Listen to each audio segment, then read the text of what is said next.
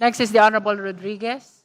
Yes, thank you, Madam Chair. With due respect to our new Deputy Minority Leader, she tried to explain Article 5, which has zero recital of facts. When I explain wealth, sale and violation, back records, and financial forensics by going to the statement of facts. And that's she's right, that we can cite that. However, what does paragraph 76 state? Are these recital of facts? I will read, Madam Chair, and it is for all of us to determine whether this is a recital of ultimate facts constituting the offense. It says here, public records and investigative leads indicate existence of bank accounts. What are these public records? What are these investigative leads? You know, Madam Chair, you can see here, the fourth impeachment complaint is really a big volume of annexes. There is no annex on this particular, what are the public records? Nothing. See?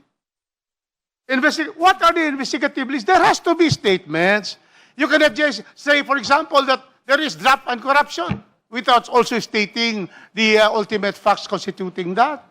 You cannot just say, malversation. You cannot do that. There has to be a statement of facts. Now, you say public records. What are these public records? To give us an indication that there's a crime has been committed, that a impeachable offense has been committed. Nothing. And then it says other financial movements. Very vague. Other financial movements. There are a lot of financial movements. In the stock exchange, in the trade and commerce of people. So, what are these financial movements?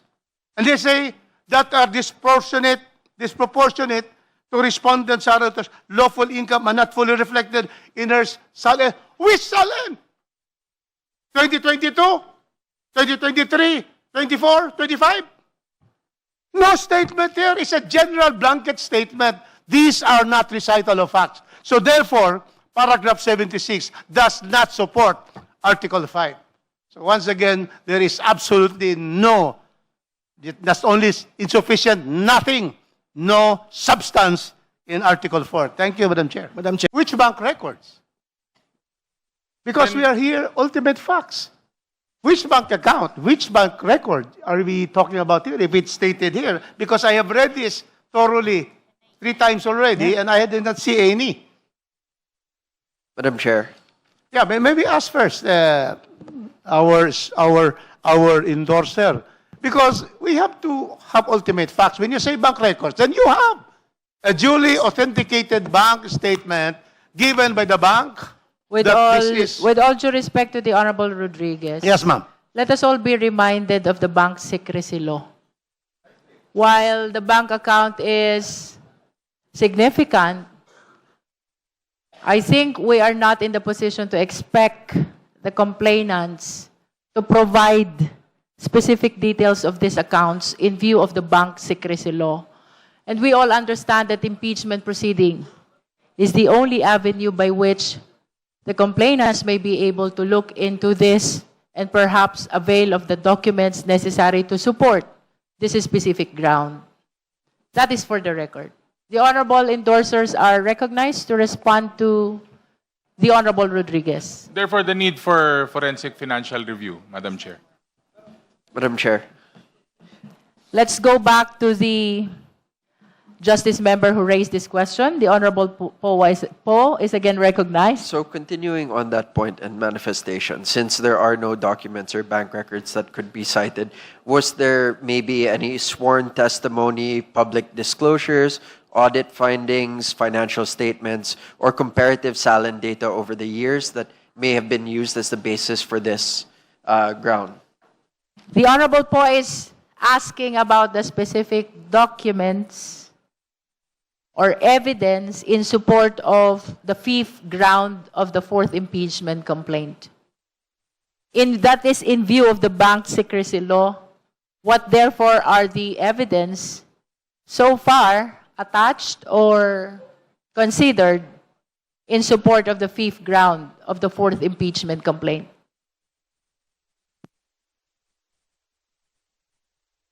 Madam Chair, it would not be automatic for us to be able to tell those banks no because of the bank secrecy law. That's the reason why itong pinag-uusapan natin, yung impeachment complaint na ito, lalabas po ito sa trial. We are not yet in the trial. We are just talking about the sufficiency of substance dito. Meron bang sufficiency of substance na pinag-uusapan natin? Meron. But in everything in this, I would like to tell our colleagues here, no, na this will all come out in the trial, in the impeachment court. You see? Yun po ang nais kong sabihin sa lahat. The Honorable Rodriguez. In answer to my good chairman, the Committee on Human Rights, there has to be a recital of facts. And in a recital of facts, there must be a reference to testimonies about bank accounts, if you cannot get the bank accounts. In other words, there has to be a nexus of the statement about irregularity in SALN and bank records by having itself the bank records, the SALNs. And so therefore, it is totally devoid of any particular recital of facts, because that is what we need. We cannot go further if there's no recital of facts constituting the offense charge. Because in fact, you know, the statement of Honorable Brian Poe that there is a requirement in the Constitution of SALN, whatever it is not in the 6. To construe the constitutional provisions, you are very much limited to the enumeration. Use them generis. If it's not in the it's not in the enumeration, it cannot be a ground. So again, culpable violation of the Constitution. Second, treason. Third, bribery. Fourth, graft and corruption. Other high crimes, bitter public trust. No statement about having an inaccurate or untruthful SALN as a ground for impeachment. So that is what we have. We have to therefore have that. So just to be able to respond to the statement that there is a violation of the Constitution that is culpable. It is not, Madam Chair. In fact, those in the SALN can even be able to reform and refile a corrected one. Madam Chair. Madam The Chair. Honorable Defensor. Madam Chair. And Thank then you. the Honorable Abante. Thank you. Madam Chairman, the most democratic way to settle this, whether there is a recital of facts or not, is to follow the rulings of the Supreme Court that in impeachment proceedings, each member is allowed to decide for himself how to appreciate the recital of facts or the evidence. And the best way to do that is by voting later on. So let's proceed and let's not stall anymore. Thank you. On the alleged misuse of confidential funds. Ginagamit ito ng complainant para ipakita na may misuse o malversation ng confidential funds. Pero mahalagang tandaan na ang paggamit ng confidential funds ay governed ng COA DBM Joint Circular 2015-01. Sa circular na ito, kinikilala na ang confidential funds ay ginagamit para saan? Surveillance activities, intelligence gathering, informant payments. Dahil dito, cash transactions talaga lahat yan. So hindi porket may mga cash transactions o may movement ng funds, ibig sabihin, meron ng malversation o merong corruption na nangyayari. Hindi rin pwedeng sabihin, bakit nagastos yung pera in 11 days as alleged? Dahil ang spending, yung bilis ng paggastos, hindi naman automatic, ibig sabihin, illegal na. Confidential operations often require immediate payments to sources like informants. Ang mas mahalagang problema sa complaint ay hindi nito pinapakita kung saan napunta ang pera. May personal benefit ba na pumunta o nakuha ang Vice Presidente? Wala sa complaint allegations na tumanggap siya ng bahagi ng pera. Walang nakasaad na may asset bang nabili using that funds. May bank transfer ba papunta sa kanya? Ang reliance ng complaint, kung babasahin natin, mula sa mga COA audit findings. Audit Observation Memorandum, Notice of Suspension, Notice of Disallowance. Pero sa ilalim ng COA Audit Rules, ano ba yung Audit Observation Memorandum? Preliminary observation lang ito. Ano yung Notice of Suspension? Pagkulang ang dokumento. Ano yung Notice of Disallowance? Administrative finding. Pero ito, Madam subject to Chair, appeal. Madam Chair, point of order muna. There's a point of order. Honorable Suntay, let's hear the point of order of the Honorable Abante. Yung ba pinag-uusapan natin? Ano ko yung ba pinag-uusapan natin? This is about confidential fund. Oo. Yes, this is about confidential Ang funds. pinag-uusapan natin kanina, Madam Chair, Kung this is tendre regarding lang, confidential Let's- Let's, funds. Nagpapaliwanag let's pa allow ako the eh. Honorable Abante to finish the point of order. ang pinag-uusapan natin kanina, kung yung office ng Secretary of Education, saka yung Vice President's office, impeachable offense ba yun? Madam Chair, Ang pinag-uusapan Article 2, yun. Dali lang, impeachment complaint. nagsasalita pa Kindly ako. wait eh, until he ano. finishes. No. Pinapaliwanag mo kung paano ginamit ang confidential fund. Hindi pa na pinag-uusapan yan eh. Pangalawa, paliwanag. Dapat yan pinag-uusapan yan sa impeachment court. Hindi dito. Madam Chair, yun lang.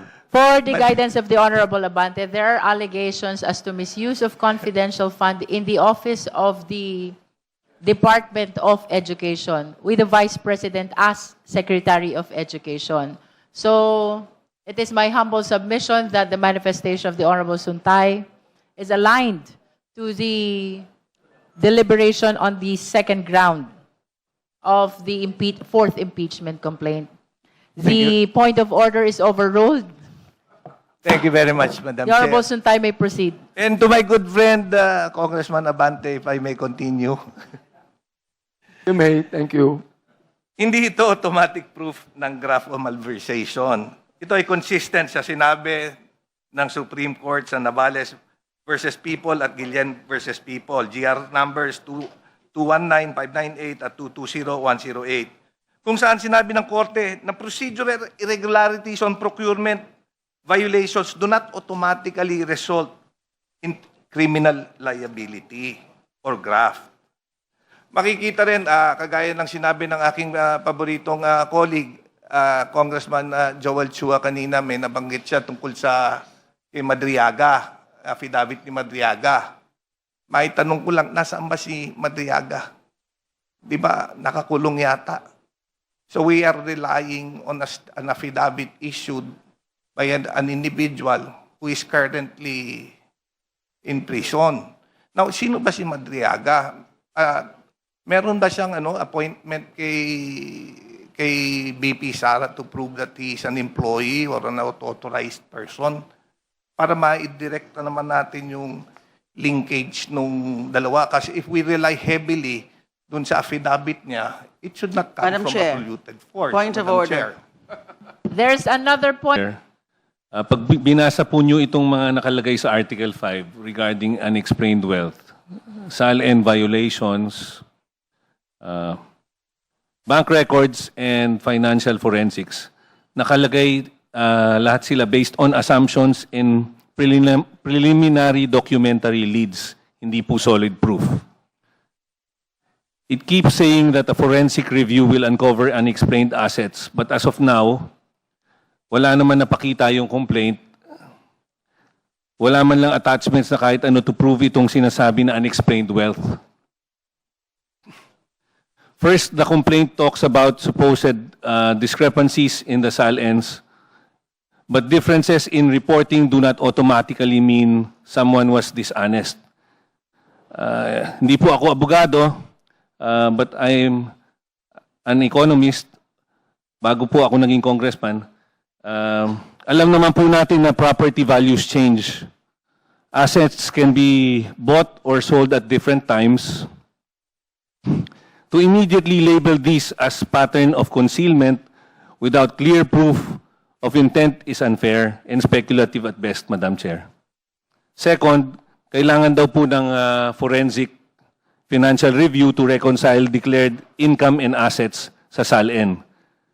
Identify unexplained inflows or transfers, and trace the disposition of public funds alleged to have been diverted.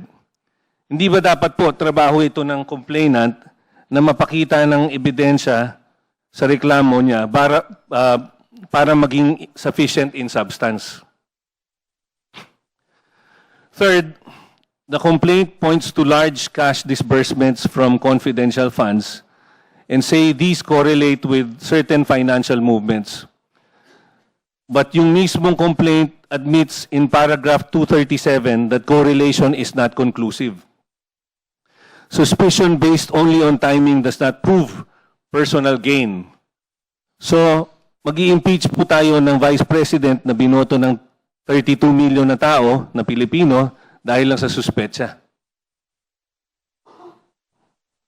Third, the mention of intermediaries, third-party accounts, corporations, or relatives is likewise made to sound suspicious. But many lawful transactions are done through representatives or business entities. These arrangements are common and legal. Dapat man lang may katibayan o pruweba na ginagamit ang mga ito para sa mga illegal na gawain. Wala naman pinakita na kahit anong dokumento sa complaint. Fourth, alam natin, Madam Chair, na ang bank secrecy is not absolute, pero hindi natin ito dapat ma-set aside based on unverified claims. Investigation should be based on real and credible evidence, not on fishing expeditions in the hope of finding something. Most importantly, ang impeachment ay isang seryosong constitutional process. Kaya dapat, it should not be based on guesses or on what someone thinks might be discovered later. The burden is on the accusers to prove actual unexplained wealth. The Vice President should not be expected to disprove mere suspicions. At the end of the day, Madam Chair, Article 5 is asking people to assume guilt based on what might be found later, not on what has clearly been proven now.